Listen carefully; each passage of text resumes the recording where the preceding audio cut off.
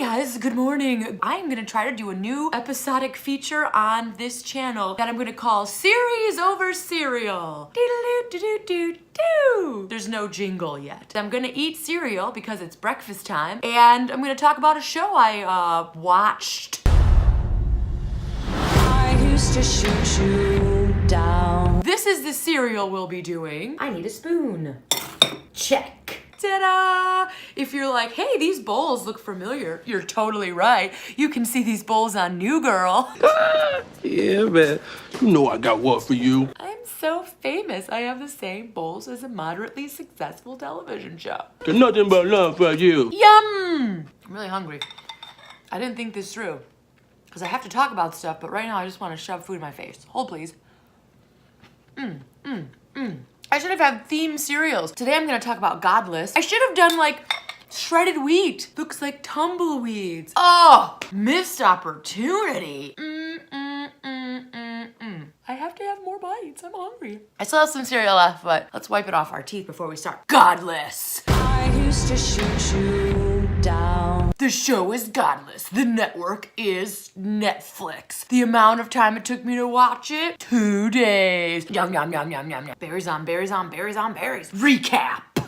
Before we get into the recap, let's eat some cereal. Now, please note that my recap are gonna be all over the place and I don't really remember anybody's names or actors' names or anything. So this is gonna be the best recap of all time. Okay, Godless. I used to shoot you down. So it happens in an old-timey western town called, I believe, LaBelle. Yep, and it's a mining town. And previous to us even being introduced into this world, all the miners, most of the men in the town, wiped out in a mining accident. So it is all the widows who are now running the town, you know, not standing in, actually being mayors, business owners, teachers, everything. They're running the town. And then there's a sheriff and a deputy, as there are in old-timey western. And the sheriff is the brother of like the main sort of like mayor lady. And she's tough as nails, y'all. She was also in that Studio 60, Studio Sunset thing, that Aaron Sorkin, like Saturday Night Live thing that was so terrible. She was an intern there. But now she's not the intern, she's leading the town! And she's awesome. I mean, you know, she's like wearing pants, she's like falling in love with ladies, she's like, I don't want to have kids. Tough, she's nurturing,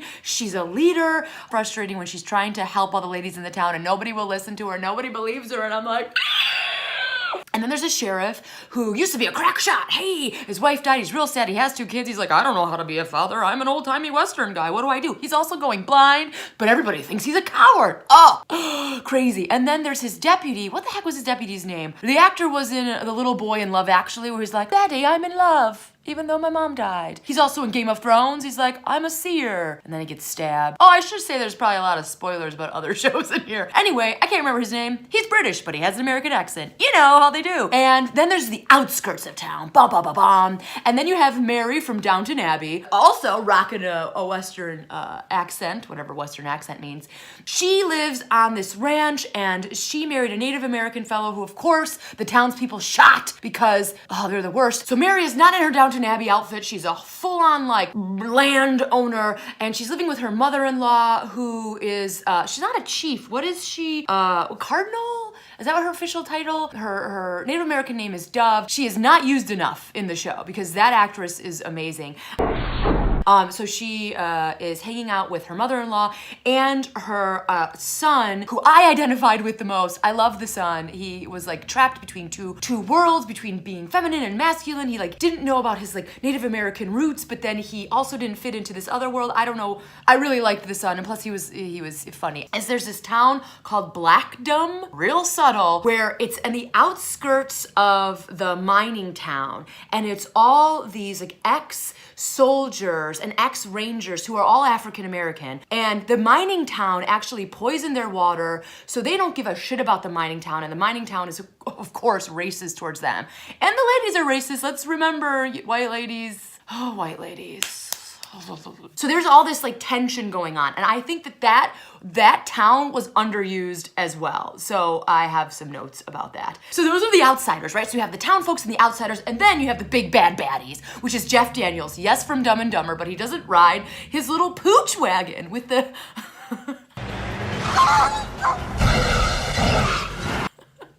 He's got a gang, and they're the worst. right? So he is very much believes that like there is no hope, there is no community. It's just like take what you can get. So he's just like gang raping and murdering towns as far as the eye can see. This recap's all over the place. Welcome to Series Over Serial. It's gonna be all over the place. But the way that it's told is very much like just dropping you into the world, which I like. And then you sort of get flashback, get story. People are sort of revealing why they are the way they are, why they're in their situation as you go further into the series. So it starts out in a town that has just been decimated. I mean, there are just bodies everywhere. So it kind of starts out with like a murder mystery. What's his name? Dun dun dun. Not that sounds like the Terminator. It's not the Terminator. Come on, it's Law and Order guy. Dun dun dun dun dun dun. Sam Waterston. Anyway, he comes in with a huge mustache and he's like, why God, why? Everything's terrible. Doesn't go well for him. I'm just gonna tell you that. His mustache gets blown right off his face. Jeff Daniels is the reason that his gang massacred that town is because one of his gang members went rogue, robbed him, trying to like, we think maybe just take his money, but it turns out he has like this one character who is called Roy Good, real subtle. He has decided that this is not the life for him. He doesn't want to be involved in this gang. He kind of wanted to do it at the beginning because he lost his family. His brother left him in the care of some nuns, and so he felt betrayed. He had no like male influence in his life, so he got he got sucked up by this gang, and he like learned everything from Jeff Daniels. Jeff Daniels is very much like a preacher character. He wears a collar, and he's very much like a father figure, although he's like evil. He always thinks he knows when he's gonna die. He's like, that's not how I die. I've seen my death. And when anybody says that in a movie or in real life, you're like,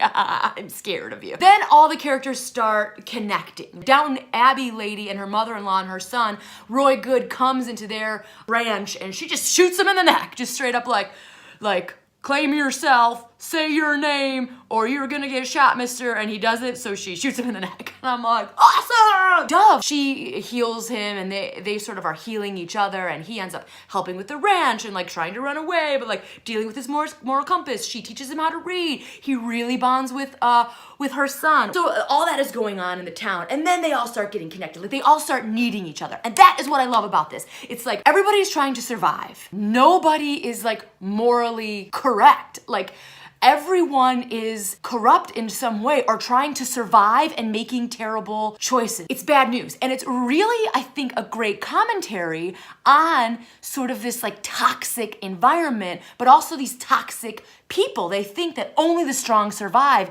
instead of trying the other way, which is like, no, actually, if we all work together in a community, that is why we survive, you know? And I feel like that comment they were trying to make was really, really fascinating. So at the end, for the catharsis in a Western, what do you need? You need a shootout. I did not think what they did with the Jeff Daniels gang and the Blackdom or the Blacktown or whatever terrible name they called the town. I would think it's Blackdom. I did not think that was a wasted opportunity. Basically, Jeff Daniels rolls into town and is like, hey, we don't have any beef with y'all. We have beef with all these women. We're gonna kill them. You stay out of it. But it turns into a mass shootout and Jeff Daniels murders everyone except for the one character, Louisa.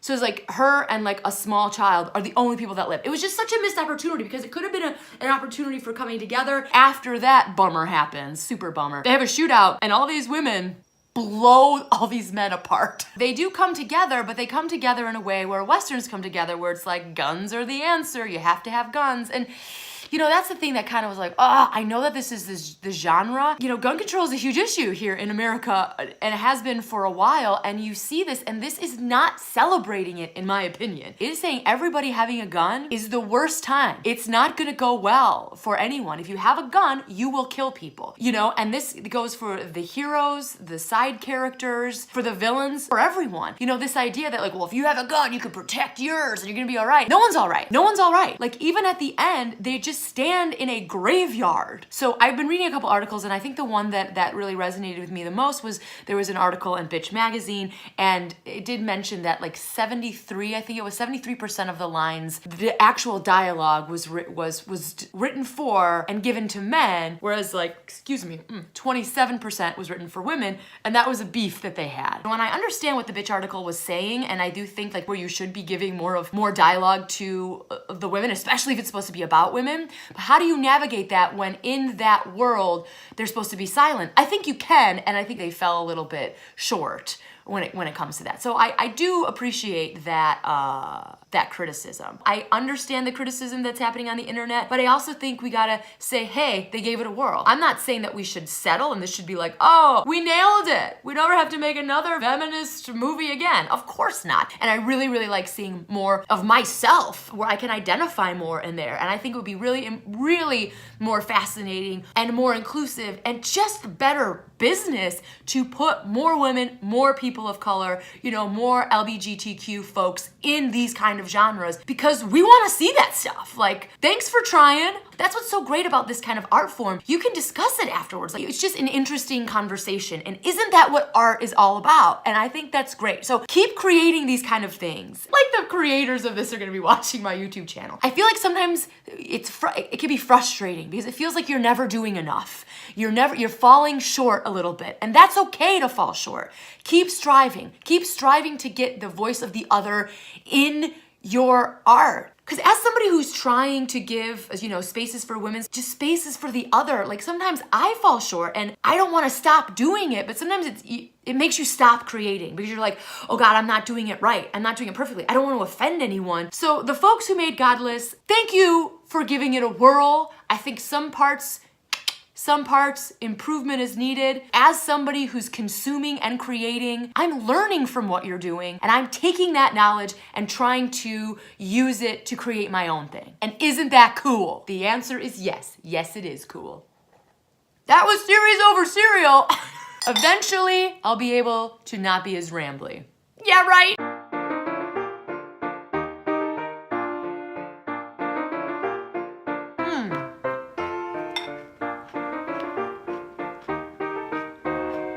One more big bite. It's gonna be a good one.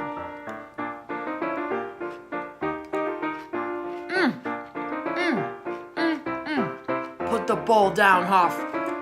Put the bowl down.